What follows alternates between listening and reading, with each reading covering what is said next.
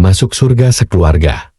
Di antara cita-cita besar keluarga muslim adalah masuk surga bersama-sama. Syekh Profesor Dr. Asim Al-Qariti menjelaskan, untuk mendapatkan kemuliaan ini, orang tua dan anak sama-sama bisa berperan untuk mewujudkannya. Upaya orang tua. Orang tua bisa mewujudkannya dengan amal saleh dan ketaatan yang dilakukan dalam kehidupannya. Syekh menjelaskan, Allah memberikan kebaikan pada anak karena berkah amalan orang tua. Dan Allah memberikan kebaikan pada orang tua karena berkah doanya anak. Allah Ta'ala berfirman, dan orang-orang yang beriman, beserta anak cucu mereka yang mengikuti mereka dalam keimanan, kami pertemukan mereka dengan anak cucu mereka di dalam surga, dan kami tiada mengurangi sedikitpun pahala amal kebajikan mereka. Setiap orang terikat dengan apa yang dikerjakannya. Al-Quran Surah At-Tur ayat 21. Ibnu Katsir rahimahullah berkata, Allah mengabarkan tentang kebaikan, kemuliaan, pemberian, dan kelembutannya pada makhluknya, yaitu, bahwa orang-orang beriman, jika anak cucunya mengikuti mereka dalam keimanan, Allah akan mempertemukan mereka kembali dalam satu kedudukan. Walaupun kedudukan tersebut tidak dicapai oleh anak cucunya, sehingga orang tua ini merasa bahagia dengan kehadiran anak cucunya bersama mereka di surga. Allah mengumpulkan mereka dalam penampilan yang terbaik. Allah mengangkat kekurangan amal sang anak cucu dan menjadikan amal mereka sempurna tanpa mengurangi amal dan kedudukan orang tua. Akhirnya, mereka pun berada dalam derajat yang sama. Karenanya Allah berfirman, kami pertemukan mereka dengan anak cucu mereka di dalam surga, dan kami tiada mengurangi sedikitpun pahala amal atau kebajikan mereka. Ini bentuk kebaikan Allah pada sang anak, karena keberkahan amalan orang tua. Maka, wahai ayah bunda yang soleh dan soleha, semangatlah dalam beramal kebaikan, baik yang terkait hubungan dengan Allah maupun dengan sesama manusia. Allah tidak akan menyia-nyiakan kebaikan yang dilakukan hambanya, dan mudah-mudahan kita bisa kembali berkumpul dengan keluarga kita di surga. Usaha anak. Adapun sang anak, ia bisa mewujudkan kemuliaan keluarga ini dengan memperbanyak doa kebaikan dan permohonan ampun untuk kedua orang tuanya. Syekh Asim Al-Qariti melanjutkan penjelasannya. Adapun kebaikan Allah pada orang tua adalah karena keberkahan amalan anak.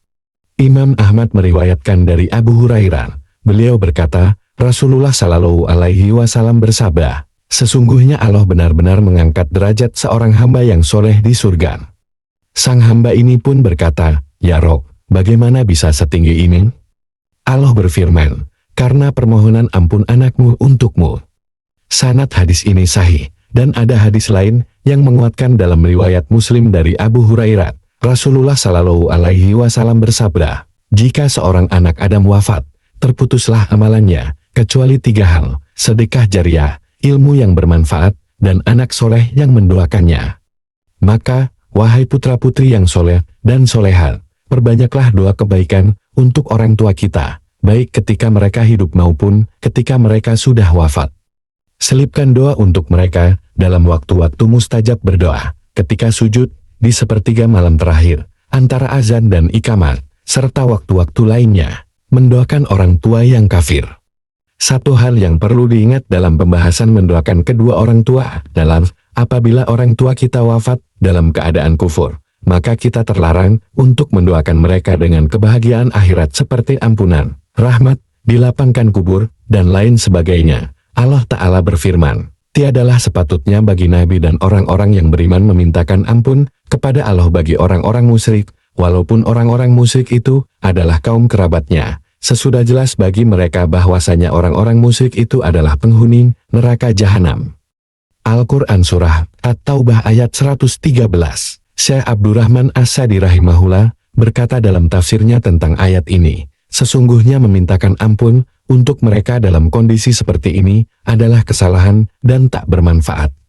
Hal seperti ini tak layak dilakukan oleh Nabi dan orang beriman. Karena jika mereka mati dalam keadaan musyrik atau diketahui mati dalam keadaan berbuat kesyirikan, maka telah dipastikan azab bagi mereka dan mereka mesti kekal di neraka. Tidak bermanfaat syafaat siapapun dan permohonan ampun dari siapapun untuk mereka. Tafsir As-Sadi. Adapun ketika hidup, maka boleh mendoakan mereka agar mendapatkan hidayah Islam atau agar mendapatkan kebaikan dunia, seperti semoga cepat sembuh jika mereka sakit, atau semoga selamat sampai tujuan jika mereka safar, dan doa lainnya untuk kebaikan urusan dunia. Dalam satu riwayat, Abu Musa al-Asy'ari radhiyallahu anhu berkata, dahulu, kaum Yahudi biasa berpura-pura bersin di dekat Nabi Shallallahu Alaihi Wasallam. Mereka berharap beliau mau mendoakan mereka, yarhamukallah, semoga Allah merahmati kalian. Namun, Rasulullah hanya mengatakan, yahdikumullah wa yuslihu balakum, semoga Allah memberi hidayah kepada kalian, dan memperbaiki keadaan kalian. Hadis riwayat Tirmidzi. Uqbah bin Amir al-Juhani radhiyallahu anhu pernah berpapasan dengan seseorang yang penampilannya seperti penampilan seorang muslim, bahkan orang itu mengucapkan salam. Uqbah pun membalas salamnya, waalaikumsalam warahmatullahi wabarakatuh. Namun, ada seorang anak kecil yang memberitahu Uqbah bahwa orang tadi adalah seorang Nasrani. Uqbah pun berbalik mengejarnya, dan ketika menjumpainya, Uqbah mengatakan, sesungguhnya rahmat dan keberkahan Allah itu untuk orang beriman. Namun, semoga Allah memanjangkan umurmu dan memperbanyak harta dan anak-anakmu. Hadis riwayat Bukhari dalam Adabul Mufrad, dihasankan oleh Al-Albani.